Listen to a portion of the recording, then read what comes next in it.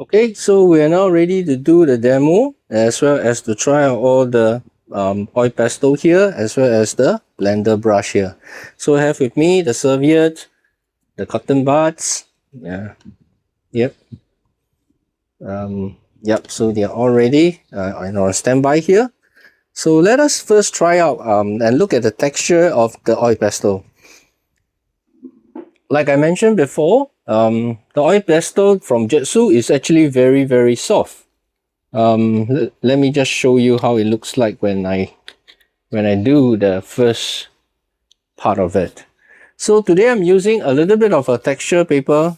This is a very ordinary multimedia paper that has some texture on it. So let's just see how soft this blender is. I'm just going to shift the paper a bit to give myself a bit more working space. Okay, so I'm just going to show, yep, this is how it looks like. And you can see that the color pigments are very saturated, very beautiful. And the thing about Jieso's oil pastel is they're very good for blending. So you just need to feed in all your colors first.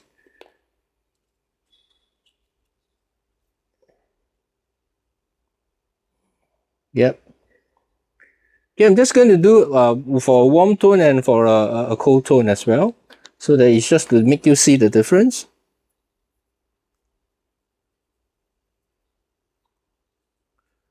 I like the vibrancy of the color. Very beautiful. And you can see that now I'm using some toner values. In a while, I'm just going to show you how blending is going to be done and the effects that is to be done. Okay, the first one, I'm just going to show if I were to use a cotton bud, how does the blending looks like. So I'm just going to use the top part to do the blending with the cotton bud. Okay, the good thing about cotton bud is it can get the blending done very finely. It gives you a very nice graduation tone, but it takes a lot of your patience because, you just got to make sure, you cover all the white pages. But the good thing is it's able to help you push all the pigments into the groove of the paper. So you can see here now I'm doing the blending from the deepest pigment to the finest pigment. Okay, so this is how the effect looks like when you're using cotton bud. It can be quite nicely done, very fine blending. In fact, the Jieso's oil pastel has this property that makes it looks like oil painting.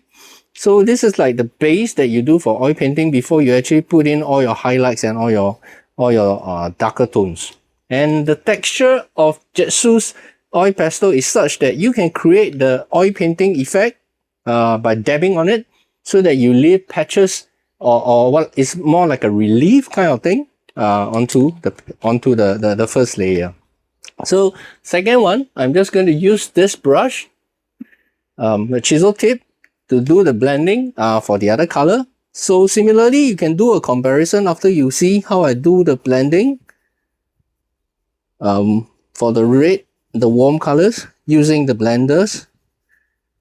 Okay, it can be done very nicely, less dirty because your hands are in less contact. So the chances is, just now when I started with red, it's very easy to contaminate into the lighter colors, which is the orange and the yellow. So it's at this point, this serviette will come in very handy. Got to clean off the colors of the tip. And the good thing is that, for cotton bud, you got to use the other end or to get a new cotton bud. But the good thing for all these brushes here, right, it can be quite easily cleaned just by cleaning it on the serviette itself.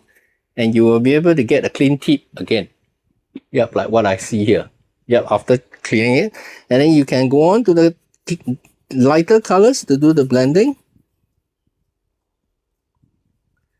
And voila, this is how it looks like here. So I'm pretty excited when I was using the Jieso's one. So it gave me a lot of pleasant experience using it. So like I mentioned, got to clean up the tip so that when you use another color, it's easier.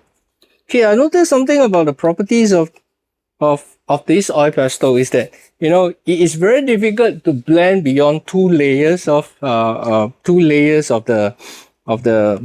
pastel. Why do I say that? Example, now if I want to add on another color to the purple, you know, I just add on purple colors to here, and you can see once I blend in this second layer, I'm using the clean tip of the cotton bud to blend in.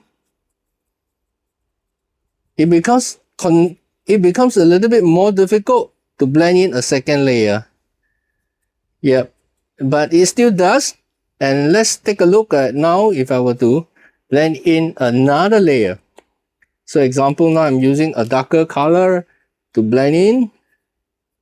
You know, when you do the strokes on the top, you can do it properly, but when you try to blend it in, it's actually not so easy to blend in now. So what you have to do is, at this point, this is the consideration you have, that you probably got to apply more force in order to force the color in, which I thought it was doing it when you're doing your final touches. It will help you to blend in the colors at the base. So for the base, right now, there's already 3 layers on it, so it's going to be very difficult to blend in more colors if you notice.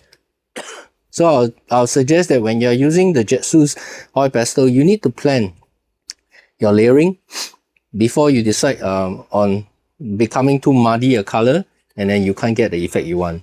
So once you're done with the blending in the first place, the rest will be just doing more of an outline kind of stuff, you know, when you're trying to do your strokes, or when you're trying to create the impressionist kind of works where you have all the lines that's going to be drawn inside. And I feel that when you did the surface of it, you can press down and create the kind of oil painting effects. I'm just going to zoom in for everyone to see. You can see it's able to create a kind of oil painting effect. Yeah. And this is quite appreciated because basically it gives a lot more texture to an otherwise pretty flat pastel. I tried some of the others, like Dash, like Pentel, but I feel that the Jieso has actually did a very nice job of able to make the texture of the pastel very nicely, and then it's easy to manage, very soft, very easy to work around, and the pigments are so saturated. It looks really great. Yeah. So let me just try to do something on the warm tones now. So assuming that you're trying to do the top sketches of, let's say, a flower, you know, or something. So the white will be the one that helps you to blend, which I like a lot. The whole color spectrums just allow you a lot more freedom to do a lot of very vibrant colors. And like I say again, I'm going to use the sharp tip brush to actually do the blending. Take note that this blending, got to do it gently so that it doesn't eat into the base layer that you've just done just now. And you notice that it's very difficult now to force it into the base layer, but this is good because in a way it allows the main subject's color to stay on top rather than bleed into the base layer below. And I'm just going to do a very simple touch-up, you know, so that it shows you how things can be done nicely. And I mentioned that if you want to have a sharp tip at the edge, so this is the important part. And you notice that now it's very difficult to blend because we are now at the third layer. You just got to do it very carefully, exerting less strength so that the blending doesn't bleed into below. Yep. And remember to clean your brush every time you're changing a color. So this is something that you got to keep constantly reminding yourself. So example, now you got to add some flowers. I really like this part whereby, you know, when you're trying to do such kind of flowers and stuff, it allows a lot of flexibility to add on colors and to give a lot of texture. Just going to zoom in to just show you the texture. Yeah, the good thing is you can add on a lot more colors than you want.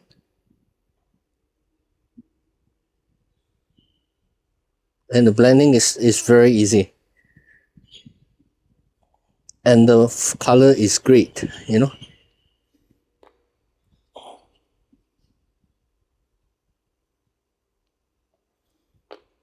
And the last part, the white color is very important because it will allows you to bring out the highlights.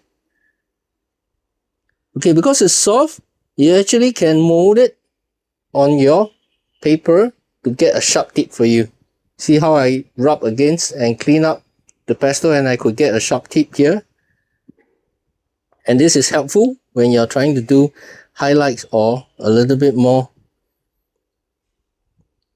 careful with trying to get a finer line. And I realized that one of the key tools that you need when you're dealing with oil pastel is that you probably need to get what I call a centrograph pen. Now it's one of those like a wax pencil kind of thing, whereby you can tear it off and then you can pull off the paper and that gives you the black. This pencil is said to be able to write on any surface, you know, porcelain, glass, wood. So I realized that this thing works very well by helping you to do shadows. And it's strange because this is probably the only thing in the market now that can work on most of the oil pastel. I tried with pastel pencils, I tried with markers. They don't seem to be able to attach well except with this. And if you see how it looks like, it actually creates a little bit like the wax crayon or the wax pastel that you're using now. So only the black works. So I tried with the white, it doesn't work very well. I can show you. So this is the white color one. Initially, I thought I could use this for highlights, but look at how it does. Yeah, the white just couldn't land on top of the pastel. So yeah, so that's just for caution. So today's demo will be until here. I hope you all enjoy yourself and understand better the tools of oil pastel. I'll be further going into more other reviews as I experiment more with the oil pastel itself. And I just wanted to showcase some of the past work that I've done in the week using the oil pastel. So let me just clear this one up away. So this is one that I did recently. Yep. Look at the texture and I can show you the texture that it does, and beautiful, very vibrant color. And this was done on a 300 gram cold press paper. So this paper actually has a lot of texture, you can see. So I like using this kind of paper because it tends to form a lot of whitish place because the oil pastel had problem filling up all the grooves in the paper. But this effect actually gives it a shimmering effect when I'm trying to do this particular painting. Just let me shift my stuff for a while and show you the whole painting. So this is what I've done for the other one. And there's another one. They're done. Yep. So this one, let's zoom in a bit. Blending was nicely done. And I like the way the pastel is portraying a very nice hue, and the tones and the transition between colors, the blending makes it very nice and very pleasing to the eyes because the color is very vibrant. Yep. So without ado, thank you all for your attention today, and I shall hope to share more knowledge in the future videos.